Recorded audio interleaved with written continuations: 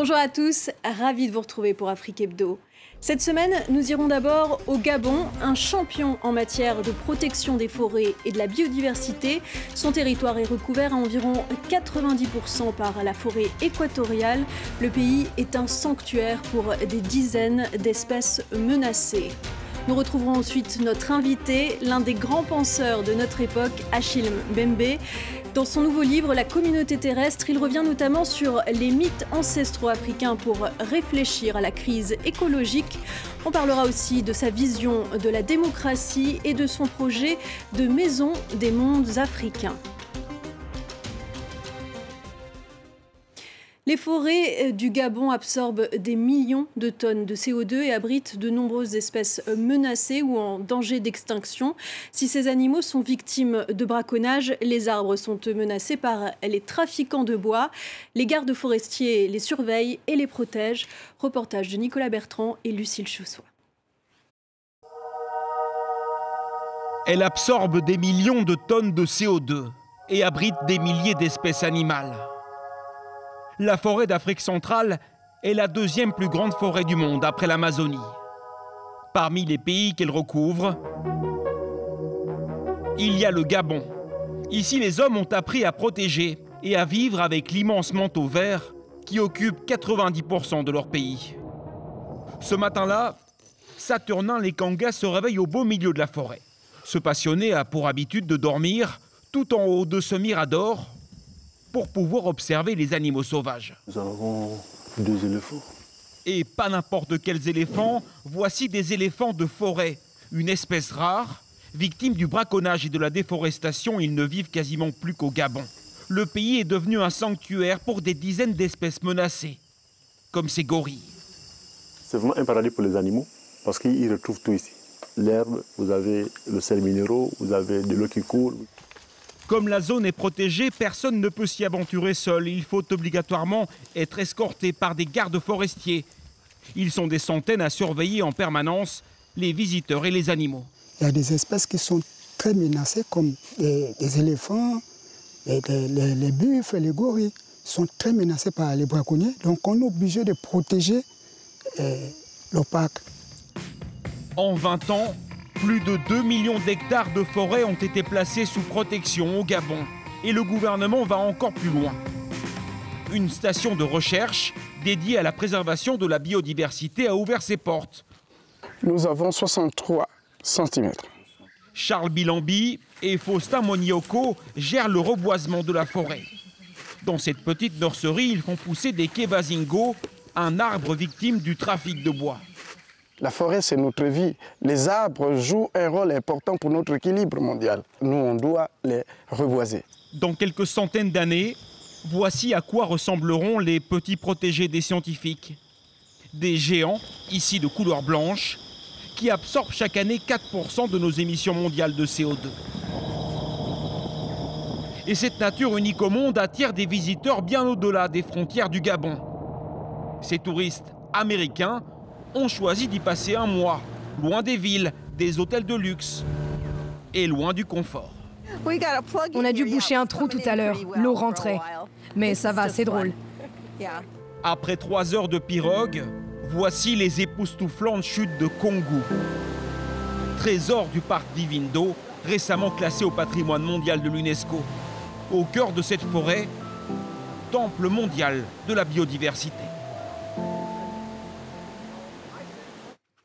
Sa voix est écoutée de par le monde. Après avoir travaillé sur l'histoire du maquis indépendantiste camerounais, défini le post-colonialisme, expliqué la raison nègre et conceptualisé la nécropolitique, il se penche sur le devenir du vivant et de la terre.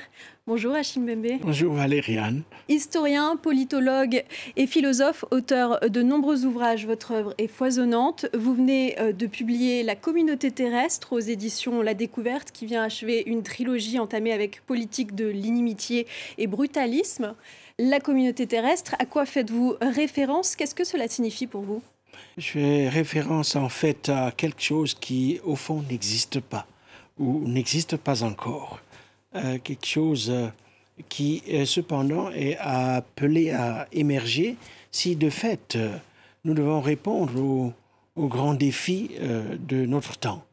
Le plus important étant certainement celui qui a trait à l'habitabilité de la planète, c'est-à-dire à la poursuite de la vie humaine, mais aussi la vie des autres entités sur Terre. Vous le répétez d'ailleurs à de nombreuses reprises dans votre ouvrage, on est arrivé à l'âge de combustion de notre monde. Oui, on le voit partout, le réchauffement climatique, les feux, les eaux qui montent, la terre qui craque, récemment en Turquie, en Syrie, on l'a bien vu, tout à fait, les guerres qui nous encerclent. Et on est assailli de toutes parts par cette question du vivant et de la vie et de ce qui pourrait effectivement la réparer et la nourrir. Dans cette réflexion stimulante sur la Terre et son devenir, vous évoquez aussi les pensées animistes et les cosmologies africaines. Quelles leçons peut-on tirer de ces savoirs, de ces connaissances africaines pour penser notre avenir ? Je m'appuie en particulier sur les cosmogonies Dogon et Bambara du Mali, mais j'aurais pu effectivement tirer mes sources d'ailleurs. Alors, une ou deux choses dans ces cosmogonies. Un, les humains ne sont pas les maîtres et propriétaires de la Terre. Deux, les ressources de la Terre ne sont pas uniquement à leur service. Trois, les outils dont nous sommes les auteurs devraient être des ustensiles de vie. Quatre, notre devenir repose sur notre capacité à partager la Terre et à en faire le domaine d'habitation et de respiration de tous, humains, non humains inclus. Alors, pour aller plus loin sur la question des cosmologies africaines, une question qui nous vient de Durham, aux États-Unis. Est-ce que dans le recours aux cosmologies africaines pour réinventer un rapport au vivant, tu as noté des cosmologies contemporaines, donc des cosmologies réinventées, qui permettraient aux Africains de se fonder sur elles pour envisager une nouvelle forme d'habiter la Terre? Alors, d'abord, comme vous le voyez, je suis assez ému de revoir mon ami et mon frère Felwine, qui d'ailleurs est un des inspirateurs de ce texte. Il le sait peut-être pas.